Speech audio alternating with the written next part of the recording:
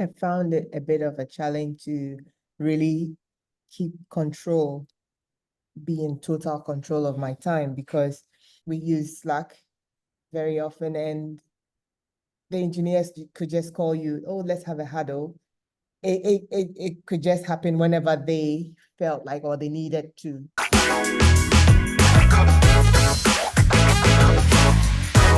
Hi, everyone. I want to say welcome to the podcast with Hilary and myself. This is episode 3, and we're excited to get going. Hilary, anything from your side? Hi. Yeah, hope you all had a good week. Yeah, Great, and you're welcome back. awesome. Great. So we're going to dive into questions. Structure is same as the previous 2 weeks. Hilary asks me a question relating to product management, and I ask her. Go for it. I'd ask you, what is your typical day like? Okay. So my scenario for you would be working from home. And it is really important for me when I work from home to have a dedicated space that I go to. And I try my best to, from the start of the day, to pray and to then move on to either breakfast or a shower, and then quickly into planning my day. That would include generally planning personal things, any administrative stuff I have to get done during lunchtime or when it time suits. And then I move quickly onto work planning. So the day could start anytime really, 8:30, 9:30. Depends on when I've gone to bed the previous night. I try not to be dictated by meetings when I want to get work started, but when there's a 9 a.m. meeting, I prefer to at least have an hour before that. So there's there's an understanding of what meetings have been scheduled for that day, and then what meetings I might need to schedule for the day, and then also specifically having an understanding of what work personally I need to for the day. There's again, I speak personally because I prefer to be in control of the work that I'm doing and not have, as much as possible, unexpected issues arise and that dictate my day.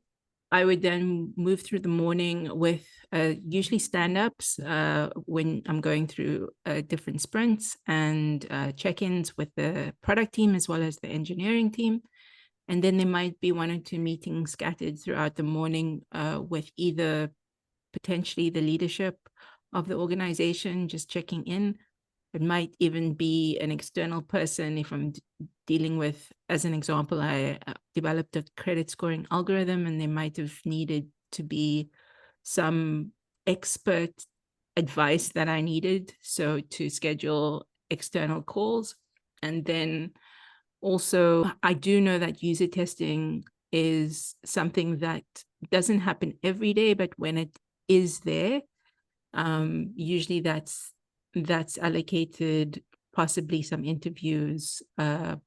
That's generally in the afternoon, for me at least. And then what's also in the afternoon, now that I'm on that, is UX UI design if I'm not doing it myself. So just to check in with UX UI designer. And specifically outside of meetings, obviously you've got to get the product specifications or user requirements documents written up, and that is an ongoing thing. It's either you are compiling information around what you've just met people about and discussed, and you're just documenting that, or you're actually going into different tabs, doing internet researches on, or reading white papers or reading other documents that you could find theoretically and practically on use cases and examples of what you need to be developing, either in terms of an ideation or some feature that needs to be corrected or needs to be adapted somewhere. Lastly, I think the team that we most often do connect with, but sometimes not as frequently as the engineering team, is the revenue team, because they have clients and they are the client-facing team that might have questions directly for the product team. Can this be done? You know, they want this, but they want this feature. How long will it take? Et cetera, et cetera. I mean, sometimes you can't do that in isolation from the engineering team, but you can give an estimate.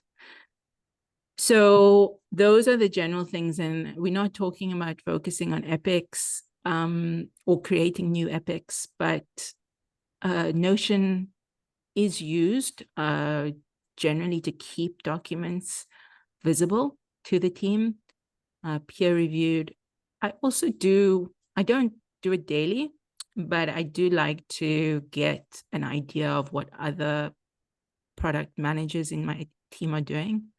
And so either engaging with them socially or just having a catch up, or if they've sent me a link to peer review, just to have that as well.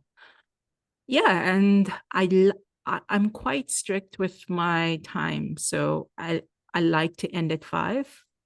If I need to go to 6, then I go to 6. But I've learned the hard way that if you don't have a cutoff where you close your laptop, you start, especially if you're working at home, you start focusing on the family, focusing on self-care.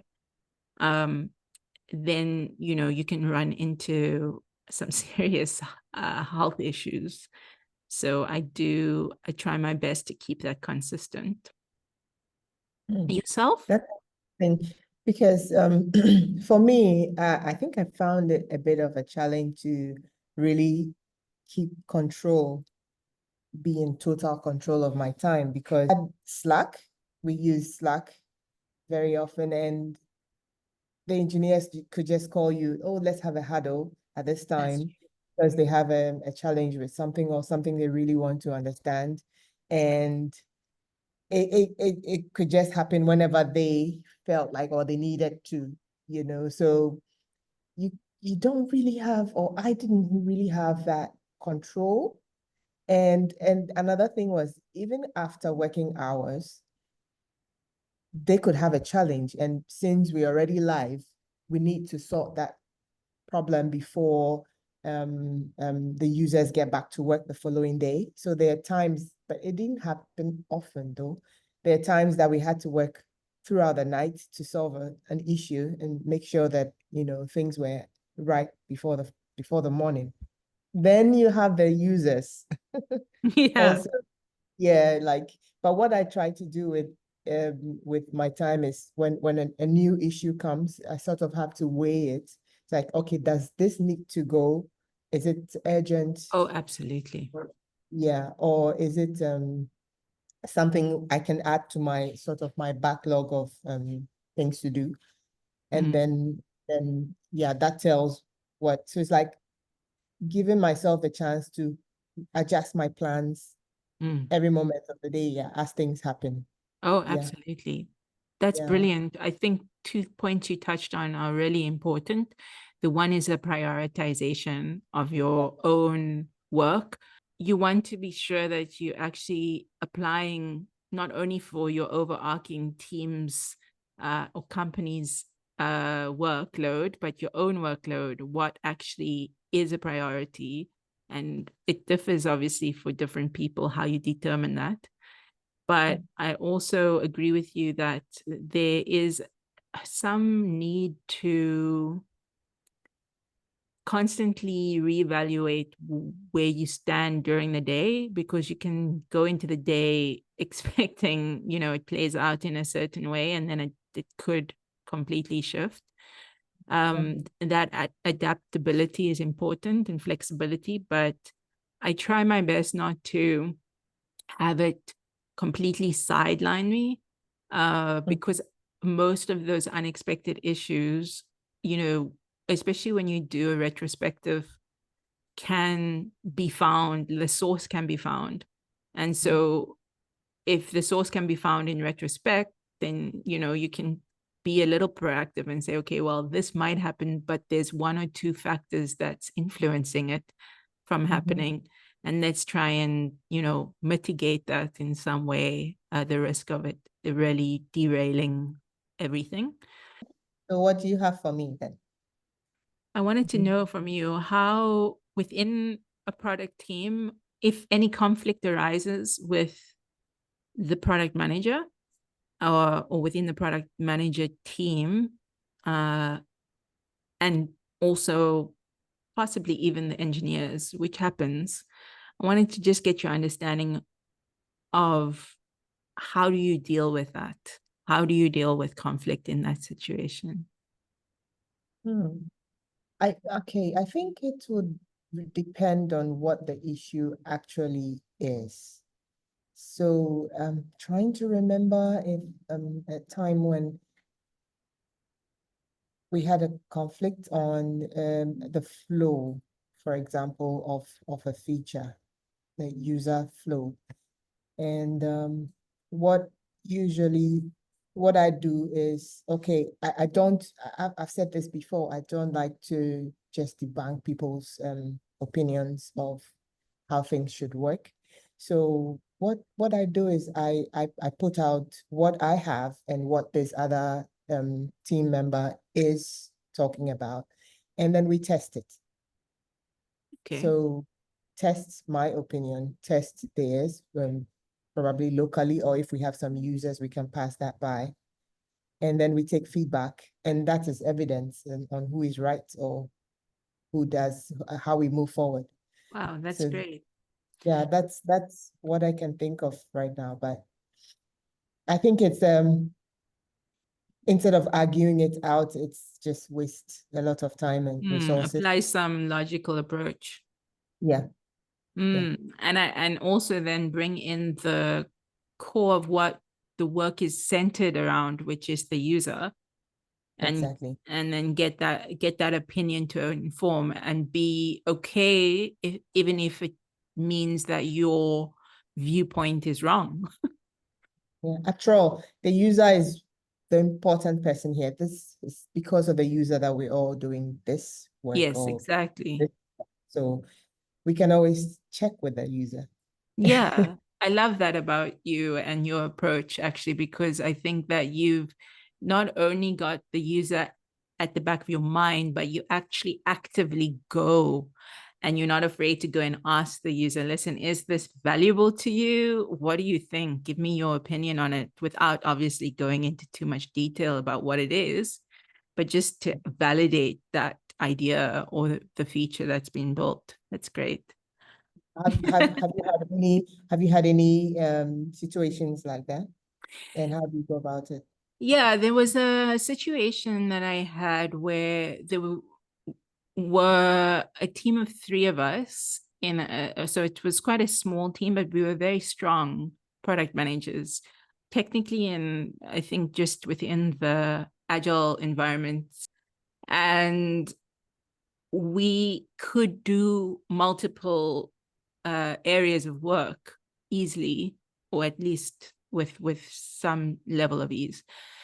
And so it was difficult when a feature arose and something needed to be allocated between us to decide who actually takes that forward. Because while we were at maybe 80% capacity each, we still had that extra 20% to push. And I suppose it depends on the person and it depends on obviously the actual work, but it does mean that if you do want to get exposure to more work, you are effectively competing with fellow colleagues for the work that's put out, because not every great suggestion by people within the company is taken forward in the build. It's obviously you've got competing resources, and sometimes the engineering team is at full capacity. So, and there's obviously limited budget within the organization to constantly recruit engineers. So it is really important to have some sort of way where you're allocating work so that it's not just, you are good at mobile apps and API integration. So anything relating to that you get. You are good at chat functions and map functions. So you get that, because then you're not getting exposure. You're not allowing your team to grow in the exposure. Obviously, it depends on whether it's an urgent feature, because then you are going to get someone who's an expert at it to just get it done. In that situation, it can sometimes feel like you being hard done by, or at least that's how I felt in certain instances, that I was only getting a particular type of work and that I wanted exposure and I could do another type of work, but it kept being passed on. So you really have to have a level of maturity around why that might be happening, looking, as I said, holistically at what different factors might come into play. And I think also then know, when to raise a flag. If it's happening once or twice, acknowledge it. But if it's happening maybe 5 to 6 to 7 times, and when you voice, I'd like to, be given that, and it's not being taken into account, then I think that's where maybe having a tougher conversation is needed. And unfortunately, sometimes, especially when you are, because product managers sometimes manage product owners, but they still are being managed sometimes by product leads and sometimes by head of products, product teams, or even the chief product officer, I mentioned before. And so there's always that need to check in and to sometimes upward manage the conversation, because I know, being a team leader, and I'm sure you as well, there can just be certain things that you're so busy with in your mind, and there's a lot of organization that you really don't mean to be placing this individual in that situation constantly. That's it. Question to do intros so that the audience knows what our backgrounds are, and to give a level of understanding, I guess, of our expertise. Thank you, Aurora. But we will then prepare some things for you and then possibly do it in a future episode. Thanks, Hilary. That was awesome. And thanks to everyone for staying. We're trying to keep these short. And we actually have a Spotify, so it will be in the description if you just want to listen to the audio. And we hope that we see you next week again. Anything from your side, Hilary? Yeah, enjoy your week, everyone. And we hope to hear from you. Great stuff. Right. Okay, take care. Right.